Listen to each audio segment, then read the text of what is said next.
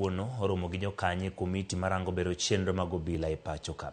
E romono mayore kod ogai mar obila Douglas Kanjo molo yango ni gidhi nyime kod twak e yore makare mag jiwo nyadhi e tije obila ma pacho ka.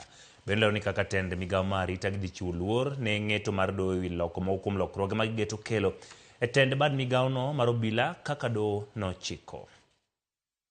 About 50% of those recommendations have been implemented. Another 20 to 30%, we are in the process of rolling them out.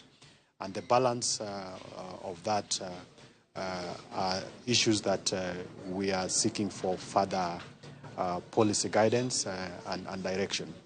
So broadly speaking, I want to give the communication as the chair of the National Steering Committee to the country that we are on track with the implementation of these reforms. There was a recent court decision, and I'm sure it's important that we speak to it. And that court decision challenged the constitution of the task force, but it primarily focused on the role of the National Police Service Commission. And out of the 271 recommendations that came, 16 of those recommendations are the ones that were actually challenged.